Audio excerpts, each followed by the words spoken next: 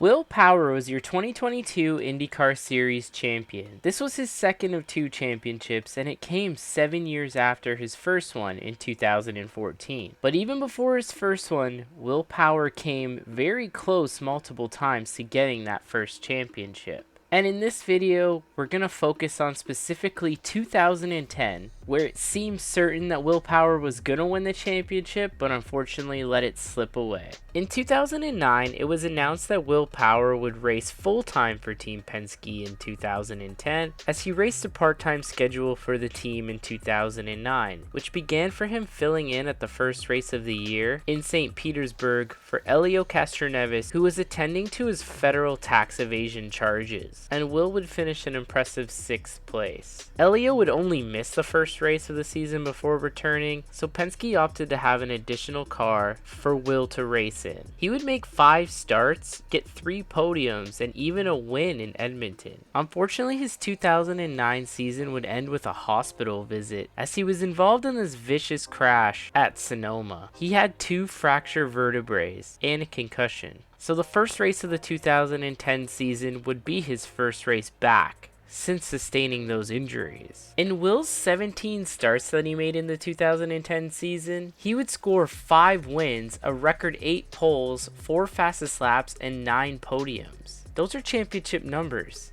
So how did this all slip away from him? Let's take a look. Will would show that he had speed right away, qualifying in the 5th position for the first race of the year, the Sao Paulo 300 in Brazil. Will would survive the turn 1 lap 1 chaos, get through it clean, and he would have a relatively solid quiet day until the end of the race, where he would take the lead late from Ryan Hunter-Reay and pick up the win. And with winning the first race of the year, this would obviously put Will in the lead of the championship at the conclusion of round 1. Round number 2 would take the IndyCar Series to the streets of St. Petersburg, and Will Power would continue where he left off in Brazil, scoring the pole for the race. But this time, Will would not have a quiet day. He would lead half of the race and go on to take the victory, winning the first 2 races of the year and being the first driver to do that since Sam Hornish Jr. did it in 2001. Will left St. Petersburg with a 44-point lead over a 3-way tie in second of Justin Wilson, Dario Franchitti, and Ryan Hunter-Reay. The third round took the IndyCar Series to Barber Motorsports Park, where once again Will Power would score the pole. In the race, he would go on to lead 12 laps, but eventually would fall to a 4th place finish. Helio Castroneves would score the win and would cut his point lead down to 32 points.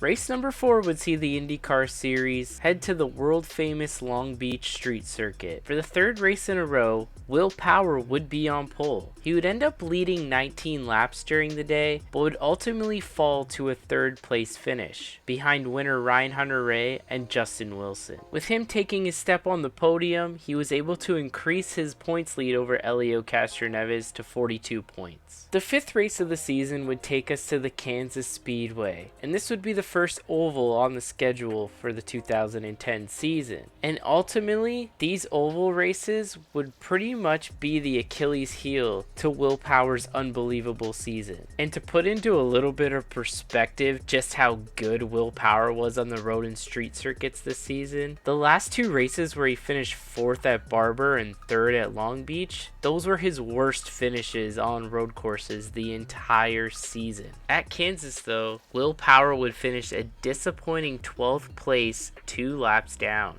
As I just also like to quickly point out though, that at this point in Will Power's career, he did not have a huge amount of experience on ovals. So that explains a little bit of his struggles. His 12th place finish shrunk his championship lead a little bit, as now he was 26 points ahead of Scott Dixon. Race number 6 of the season would be the 94th running of the Indianapolis 500. Will Power and all his Penske teammates were extremely fast, with Helio Castroneves on pole, Will Power getting 2nd, and the 3rd Penske car Ryan Briscoe was not far behind in the 4th spot. So Will definitely had a shot to rebound from a disappointing run at Kansas. Will would actually end up leading 5 laps during the race, but he would eventually fall to an 8th place finish, and he would complete all 500 miles. And scoring 8th place in the Indianapolis 500 is definitely a respectable result, and he would also be the highest finishing Penske car. but this would pretty much cut Will Power's points lead in half, as race winner Dario Franchitti now sits only 11 points behind him. Race number 7 would head to the Lone Star State and yet another oval, the Texas Motor Speedway. Once again, Will Power would have speed in qualifying, putting his Verizon machine in the 3rd starting spot. Nearing the halfway point, Will was having a very solid night, running in the 2nd spot. It seemed like he may have had his oval woes figured out, but unfortunately trouble would strike him. Simone Di Silvestro hit the wall with a pretty heavy impact, putting debris all over the racetrack, and unfortunately Will would strike a piece of the debris. This would end up putting a puncture into the tub of his car, and some repairs would be needed. And unfortunately, he would never recover from this, as he would end up finishing in the 14th spot, 1 lap down. The result of this 14th place finish would also see him losing the points lead for the first time all season to Dario Franchitti, who ended up scoring a 5th place finish. But with that being said, Will was only 3 points behind. Unfortunately for Will, the 8th round of the calendar would also be on an oval, but this time a short one in Iowa. It wasn't all bad for Will though, as he was able to actually score the pole for the race. He would end up leading the first 32 laps of the race and was looking pretty good, but once he lost the lead, he wasn't able to get back to the front. He would, however, finish in the 5th spot, which is pretty solid and probably a relief for Will. Championship rival Dario Franchitti had a rough day, ended up finishing 18th, the last car running at the finish. This would restore Will's championship lead, and he would have an 11-point advantage over Scott Dixon, with Dario Franchitti in 3rd, 14 behind. After 4 ovals in a row, Will Power was probably stoked to get back to a road course, as the series would visit Watkins Glen for race number 9. As the 2010 IndyCar season was pretty interesting, where it started with 4 road courses, then had 4 ovals. Then it went back to 5 road courses in a row before finishing the season off with 4 ovals in a row. Definitely an interesting way of scheduling the season, but Will Power would pick up right where he left off at previous road courses and would score the pole position. On top of that, he would go on to lead 45 of the 60 laps during the race and come home with a dominating win. And with the win, this would obviously be a great points day, where he would increase his championship lead over Dario Franchitti by 32 points, heading into the next race in Toronto, which is where race 10 on the calendar takes place. Will Power would actually not get the pole in Toronto, but he would start on the front row alongside Justin Wilson. He's had dominating wins on the road courses, but on these street tracks, it hasn't been so dominating for him, and he would definitely have to earn this victory. As similar to the race in Brazil, he would take the lead late in the race with this unreal pass to the outside on the restart, and from that point on, Will would not look back, as Will would score back-to-back victories for the 2nd time this season. With the win, he would obviously strengthen his points lead, but Dario Franchitti, who's his championship rival, finished right behind him in 2nd, so his advantage over him is 42 points going into the next race. Race number 11 would see the IndyCar series stay north of the border in Canada and head out west to Edmonton. If you were to put money on Will Power scoring the pole, you could potentially be pretty rich, because that's exactly what he did. He would score another pole position. Now, the finish of this race was extremely controversial, and it did involve Will Power, but I'm not going to go too in depth about it, as I have a full video on my channel dedicated to this entire race explaining everything. So if you want to check that out, you can find it on my channel. I will also link it in the description below. Will would essentially dominate the first 2/3 of the race, as he would lead 76 of the 95 total laps, before his teammate Helio Castroneves got around him to take the lead. The controversy starts to come in on a late race restart, where Helio was accused by the race officials of blocking Will going into turn number 1, as even though Helio held a straight line, at that time there was a weird rule that he had to commit to the racing line, which in this case he did not, so therefore it was classified as a block. So Helio was penalized, and Scott Dixon would get around Will and end up winning the race, with Will coming home in 2nd. This would also increase Will's championship lead to 50 points over Dario Franchitti. With 6 races to go, the IndyCar series would head to Mid-Ohio, where once again Will Power would score the pole for the race. but his championship rival Dario Franchitti would start right alongside him on the front row. The weekend would kind of get off to a tough start though, as he had this big accident in turn number 1 during practice, where he got on some wet grass and slid into the wall. Nonetheless though, he was still on pole for the race. He was so dominant on the road and street courses that all he had to do was take the green flag to lock up the Mario Andretti trophy that is awarded to the best driver for accumulating the most points on road and street courses. And keep in mind, there's still one race left after this one in Sonoma. Just a crazy stat. Will would lead the first 25 laps of the race, but once he lost the lead, he unfortunately would never get back to the front, and would end up finishing second place behind his championship rival Dario Franchitti. So despite a strong run, he did end up losing some of his championship point lead, as it was now 41 points heading into the last road course race of the season. And that race would be at Sonoma, his first time returning to the track that put him in the hospital last year. And if you would guess that Will would get the pole, you'd be right once again. He would get the pole and he would just slaughter the field, leading all but 2 laps en route to victory. Securing his 5th win of the season, his championship rival Dario Franchitti would finish 2 spots behind him in 3rd, so this would increase his championship lead to 59 points going into the stretch of ovals to close the year. The first of those ovals being the Chicagoland Speedway, which is kind of similar to Kansas Speedway a little bit, that they raced at earlier in the season, where Will really struggled. But that would not be the case here at all. Will would qualify in the 3rd spot, be competitive all night, and lead 17 laps. He was running up at the front near the end of the race when unfortunately he got caught by poor fuel mileage and had to settle for a 16th place finish 1 lap down. But to make things even worse, his championship rival Dario Franchitti ended up winning the race and taking a significant chunk out of his championship lead, dropping the points lead down to only 23, heading into the next race in Kentucky, where once again Will Power would show that he had incredible speed even on the ovals despite early season struggles. He would qualify in the 2nd position, and he would actually end up leading 83 laps, the second most of anybody throughout the night. Everyone had to make green flag pit stops, and Will would come in on lap 142 leading the race. His stop would be a little bit longer as they took more fuel, and he would lose the lead, and unfortunately from this point he would kind of struggle in traffic. On top of that,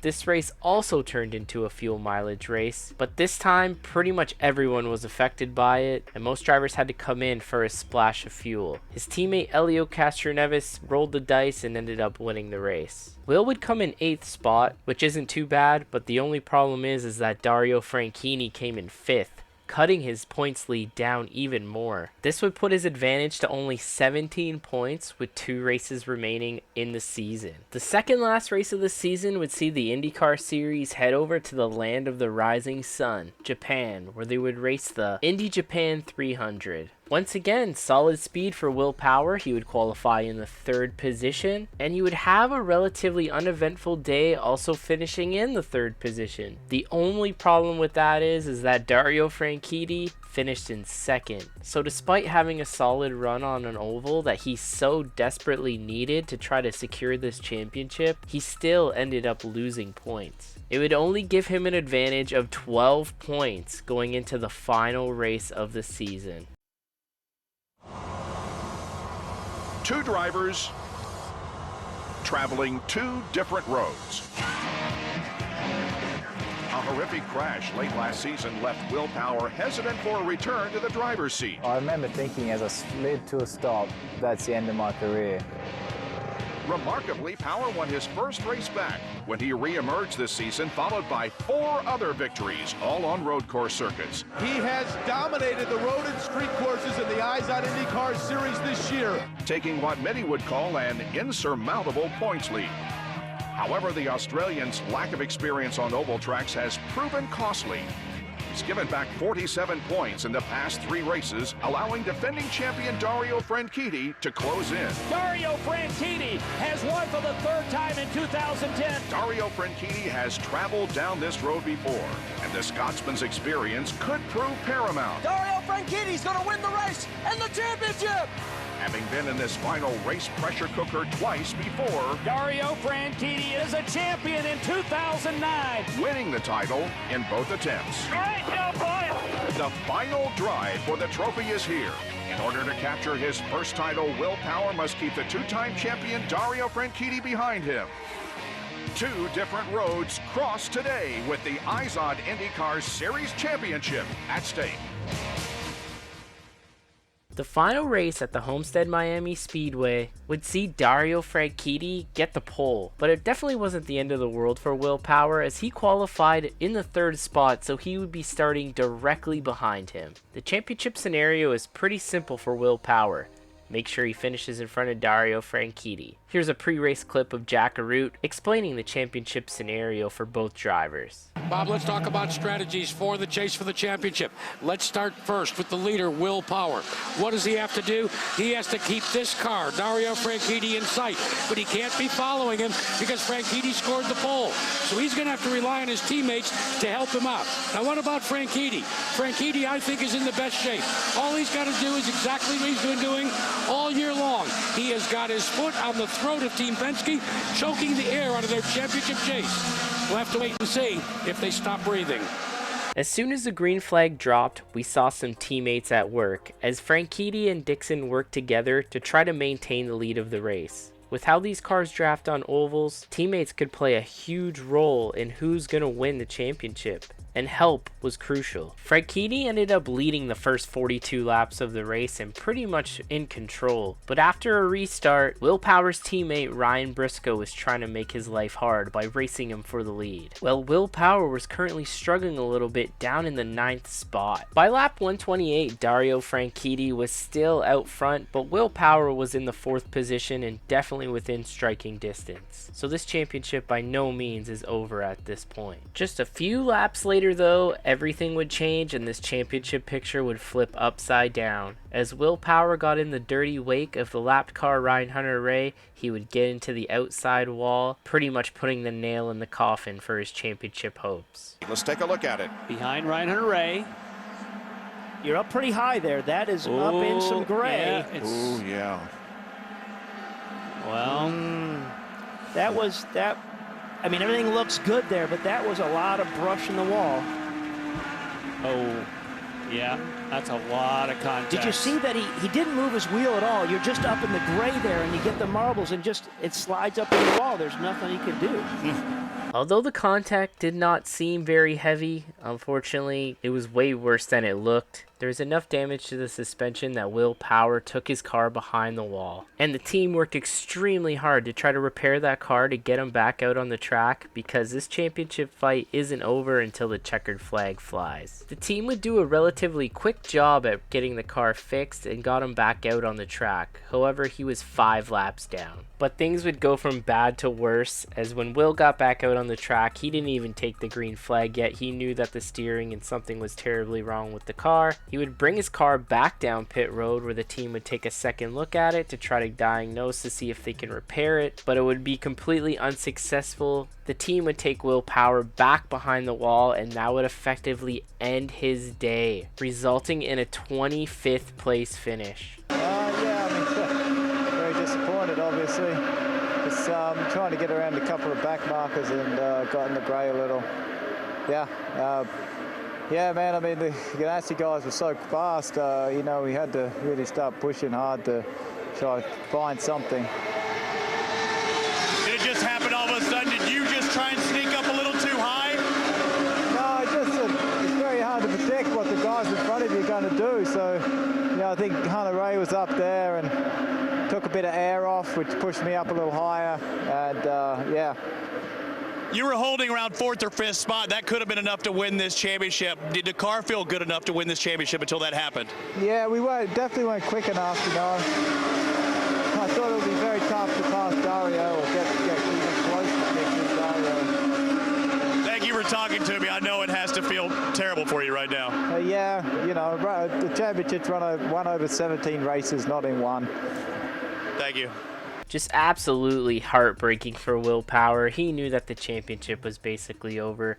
Immediately on that restart, Dario Franchitti, who pretty much dominated the race, pretty much stopped defending anyone who tried to make a move on him. His teammate Scott Dixon got around him, and then Marco Andretti got around him, and he was just doing his best to make sure he finished this race in one piece so he can win the championship. And that's exactly what he did. He would fall all the way to 8th place, making it a little bit interesting actually, as he only won the championship by 5 points over Will Power, but it was enough. And it just goes to show how important and how well-rounded you need to be to win a championship at this high level of motorsport. It definitely had to have been a tough pill to swallow for Will Power, and definitely one that probably still haunts him to this day, as it's just that championship that got away from him. And to quickly recap his season stats once more, he finished the season with 5 wins, 9 podiums, an IndyCar record 8 poles, 460 laps led, an average start of 2.2,